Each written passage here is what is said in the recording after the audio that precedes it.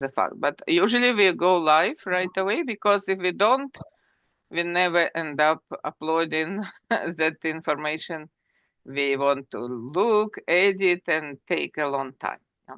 So it is live on our YouTube and also Instagram. Mhm.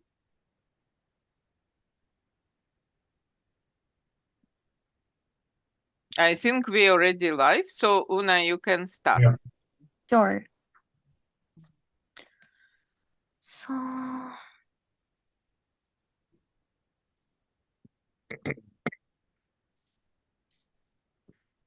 is it possible to see that?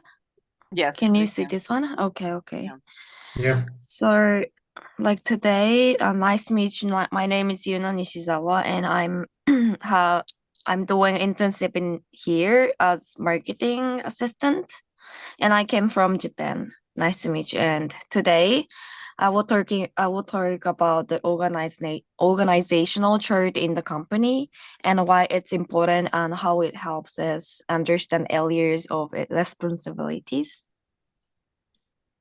So, first, what is organizational chart? This is example about organizational chart. It's a visual representation of our company's structure, and it shows that different department roles and the relationship between employees, basically who reports to whom and how the company is organized.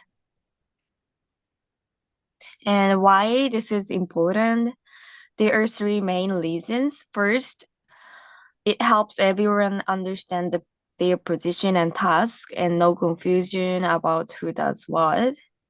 And second, it shows who to contact for specific issues, which makes collaboration easier.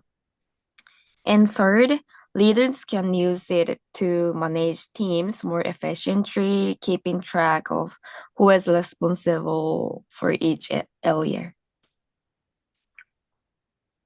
And now I'm talking about the benefits.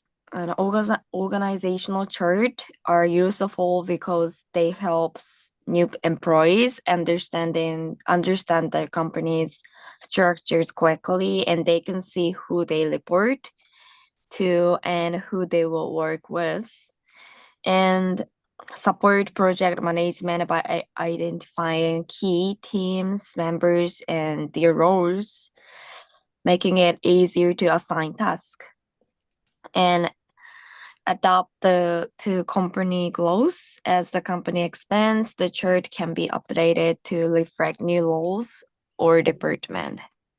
So in conclusion, an organizational chart is not just a diagram, it's so powerful tool, and it helps everyone know their responsibilities, improves communication, and supports teamwork.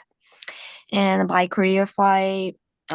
clearly showing the company structure, it makes daily operations smoother and more effective. And thank you for listening. Okay, thank you. Mhm. Thank you, Yuna. Thanks.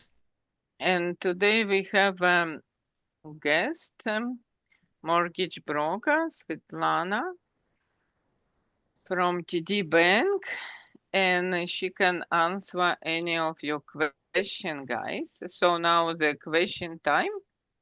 So Margaret, Nazir, and Alan, we are waiting for your questions to be active.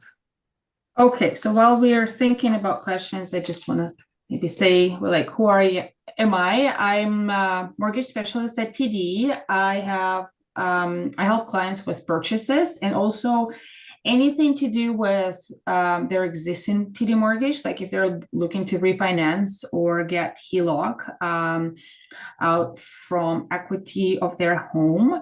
How I can help is I can answer any mortgage related questions. Most of the time I'm fast. So if you have a question that's you need answered for you or your client, just call me or text me. I'll be happy to answer. And it's a good timing for us to talk about like mortgages and rates today because as you know, the tariffs came into effect today. Hopefully that changes in the future as governments continue talking to each other. But right now, a great environment for rates to go down as we waited for a long time, not under good circumstances, but it will definitely cause the rates to go down. So for somebody who is renewing or buying, a variable might be good thing to do right now. The bond rates went down. So the bond rate is what affects the fixed rate. So the bond rates went down this morning by about 0.1% of 10 bips. So that's signaling the fixed rates going down as well. And the next Bank of Canada announcement is March 12th. But in the circumstances like this, sometimes, so Bank of Canada meets 8 times a year. But sometimes if the economy goes down fast, they might have an emergency meeting like they did during COVID, and they can actually reduce the rate even before their meeting. So if you have a meeting March 12th, I don't think they will do an emergency meeting before that because it's next week. But between March 12th and May meeting, there might be something else that they will do if they think that the economy is in danger. That's what they do to stimulate the economy.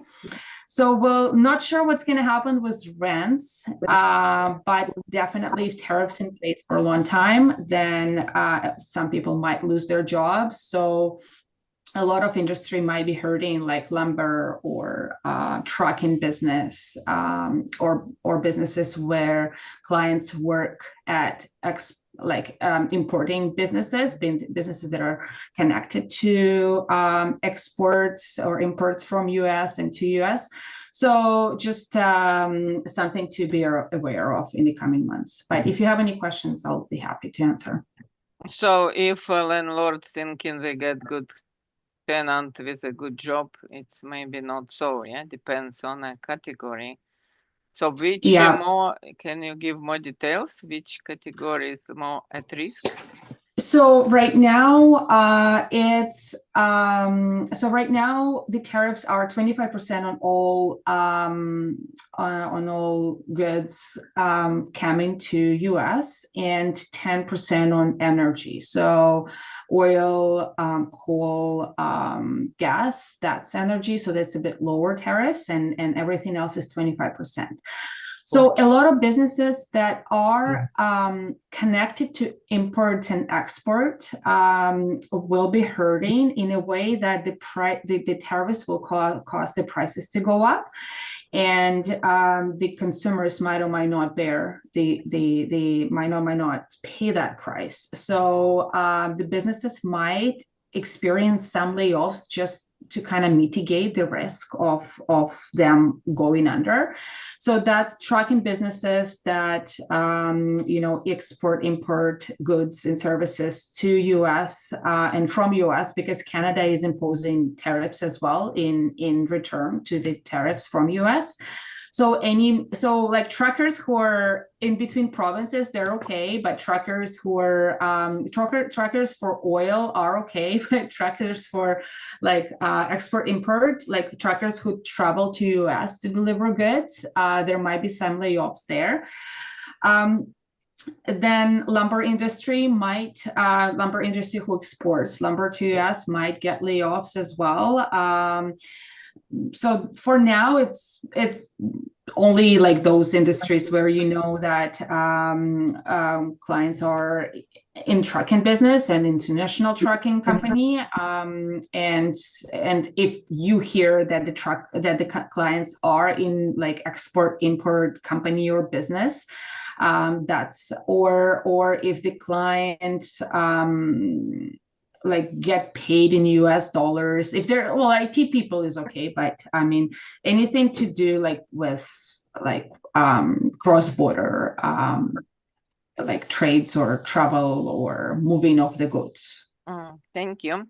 And for clients that mortgage gonna be renewed April 1st and was term 3 years 5%, what you would suggest, and mortgage with TD Bank, Yeah. What would you suggest to renew for and how? And is it some techniques to ask for better percentage?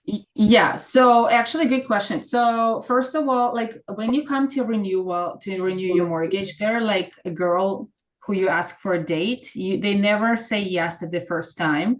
So you have to ask them a few times before you get to the lowest rate. They don't give the lowest rate right away. So you ask them, they give you the top rate, then you say, oh, I'll go shop around. Then you say, oh, like you can ask me, for example, what I see on the market, and I can tell you, oh, can you say like that, say RBC is offering this, for example, and you go back to them and say, oh, RBC is offering me this, can you match this so I don't have to move? So that's yeah, like I know the rates roughly between the banks right now. The rates depend on the amount of the mortgage, and you can ask me prior to going, so you know like roughly how much is the lowest on the market, and then they never give you the lowest at the first try. Of course, you can say But that sorry to interrupt. If any client with TD, can they ask you about that, or it's some other mortgage advisor when already existing mortgage? So I don't do renewals. I only can do renewal when it's new money added, when it's a refinance. I don't do renewals only, but I can guide you on the rate because the branch will not give you the lowest rate from the get-go. So I can guide you on what you can get and what to ask for. So that's like, but I can't do it myself. Oh, okay. Thank you so much. I have a question for you. Does TD still have a new immigrant program?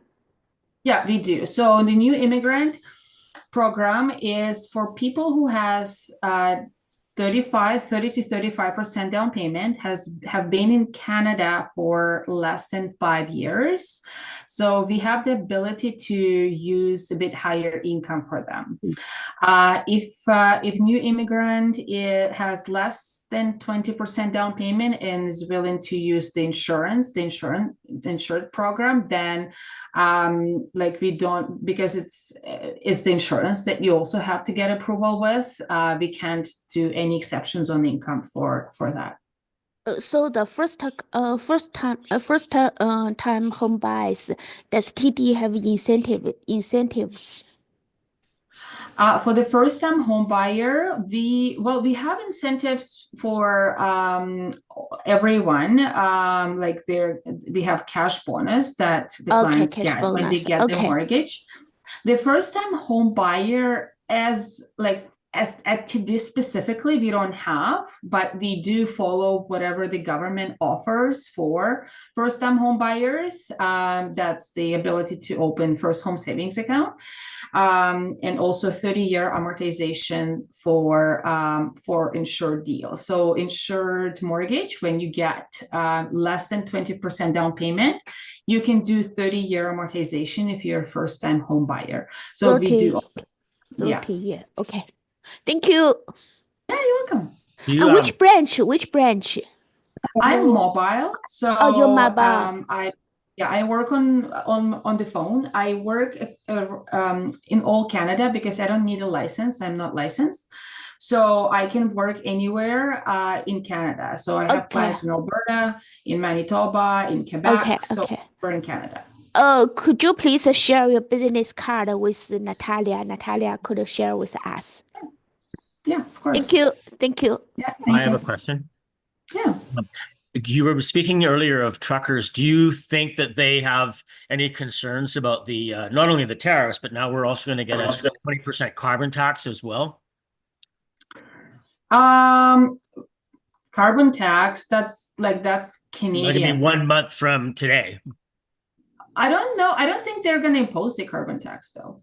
If because they might slash it just like they did with capital gains. They don't have a job now or have a job, less job. It just means that we can give them less exceptions, and we can like look at them as like less over like not as strong income as it was before, for example, until the situation clears up and we can see, because they're saying, the economists are saying that if tariffs are implemented as they're implemented right now and no changes are made, they're going to get into recession in 6 months. If recession happens, they're yeah. So so the Canada and the recovery might not be as quick as the recovery after COVID.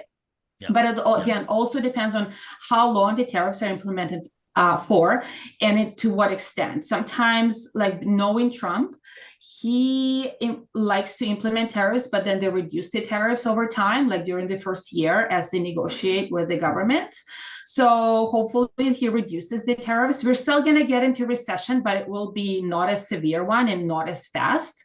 But if it's at where it is at right now, it's 6 months. But keep in mind that U.S. is struggling with that too. So if the businesses lobby to reduce the tariffs, hopefully that's what happens, because they're struggling with inflation. If tariffs are implemented for a long time, their prices are gonna go up too, not just our prices. So they're not gonna get into recession just like us, but it's not gonna be easy for them as well. Yeah. So we'll see. Right. Well, energy costs affect everybody, not just truckers and stuff. Yes. You mentioned that the Canadian government will have a response. The Parliament is prorogued. They can't pass any legislation to make any changes until they call the government back to the House. And the minute they do that, they're going to be a non-confidence motion. So it's going to be an interesting time, right? Svitlana, are you talking about capital gains discussion about capital gains on principal residences? So I'm talking about extra tax on the principal on the capital, extra capital gain after 250, and also for capital gains for businesses. That was supposed to be implemented in January, but they moved it to next year because there was no instructions to lawyers actually how to conduct those transactions, and they didn't know what to do. But the first half of the month, and then they moved it to the next year, and I guess they want the new government to deal with it. I can't comment on how the government operates. I guess that's for them to figure out. But if they want to meet, if they feel that that's important enough to meet, I'm sure they will. But we'll see. I don't think carbon tax is going to implement it if we have to deal with tariffs. We waited until the last day, so yeah. Thank you so much. Yeah. So but the rates are going to go down, so don't lock. Oh yeah. So it's goes for variable open or variable closed? Variable closed is variable open is high. Variable open is around 8-9%. It's variable closed. From there, you can go to any fixed. You can see how it goes, and then if the rates drop to like 3%, 2%, you can decide to lock in at the time.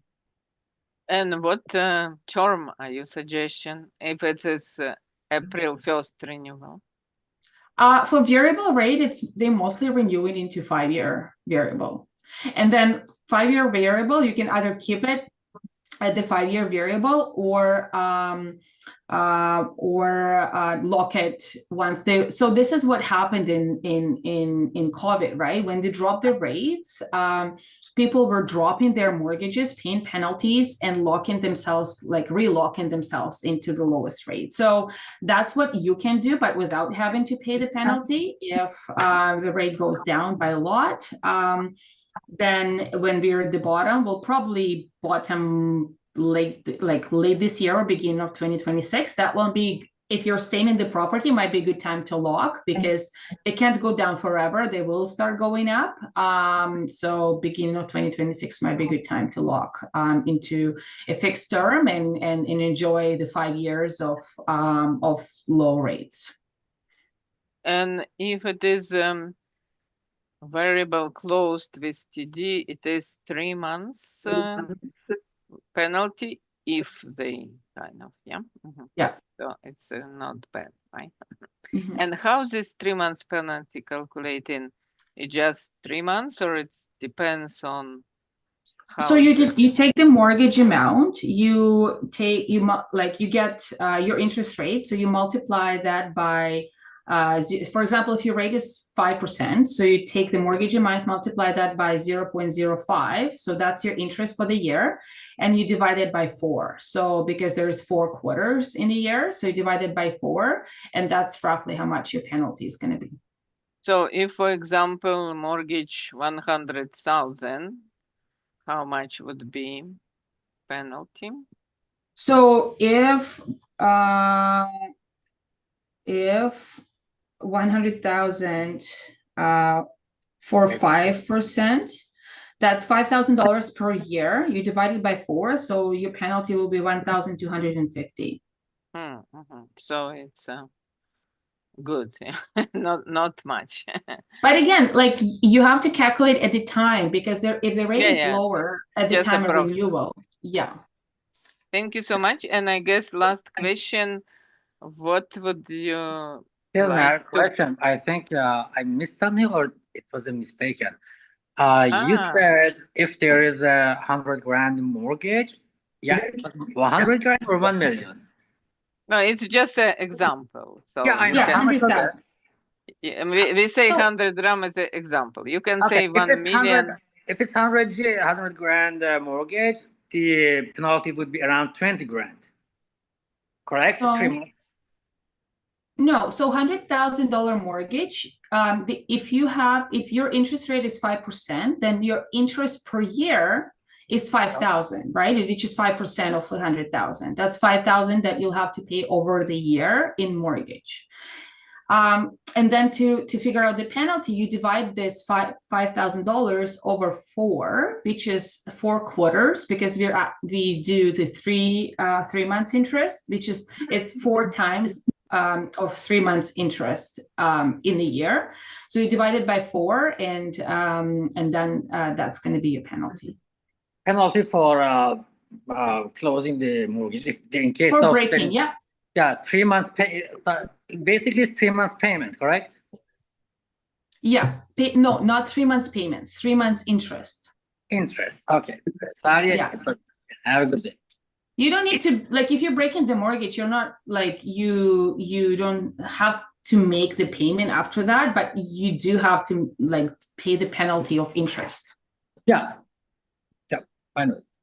And it's an idea about variable closed with TD. What about fixed? Is it similar penalty? For fixed, it is similar. There is a IRD. That's a separate penalty that calculates. Normally, it's the highest of this IRD, interest rate differential, or the 3 months of interest. But the interest rate differential calculates using the formula. So it takes into consideration the rate at the time, and also how much is left. I got another question for you. You only deal with the TD Bank? Yeah. So if I have a client who who's not qualified based on the tax assessment, but is qualified based on the income, you know what I mean? Can you proceed their mortgage? Is it a self-employed income or regular income? They own their own business. Mm-hmm. They just didn't declare. Okay, so yes, so if it's not an insured deal, like meaning that if it's 20% down payment or more, where we don't have to go through insurance because they don't give any exceptions. If it's not an insured deal and down payment is 20% or more, then we have exceptions based on the financial statements of the company. So if he is not declaring, he or she is not declaring taxes, income for taxes, but the company is doing well and there is retained earnings in the company and net income is positive, we can look at that to supplement their income with confirmation of good health of the business and income from the company. Okay. Would you please share your contact information down below? Thank you so much. Yeah, of course. And any suggestions, any one of you?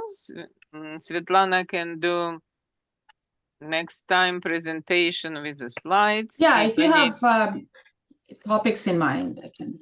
Any particular topic you can think of and text me in our group chat, and I will let Svitlana know, and we go from there. Thank you. Thank you so much. Very Thank you, Svitlana. interesting and I got a question, but it's gonna be very fast. Do you do mortgage only for the real estate? Yeah, so we do have a commercial. Are you asking about commercial? I'm asking about businesses. Businesses. So we do have a business advisor department who can do financing of businesses, but I can only do residential real estate. I can't do more businesses, or I cannot do purchase of commercial property. But if you are refinancing your property to purchase the business, I can do those, but I cannot do financing to purchase a business. That's done by business department, and I can share information as well. I'm looking for a private mortgage broker who's dealing with the category of the businesses. Mm-hmm. Yep. Thank you so much. I keep it in my mind. Okay, of course. Thank you. Thank you. So, Oleg, we can finish public portion.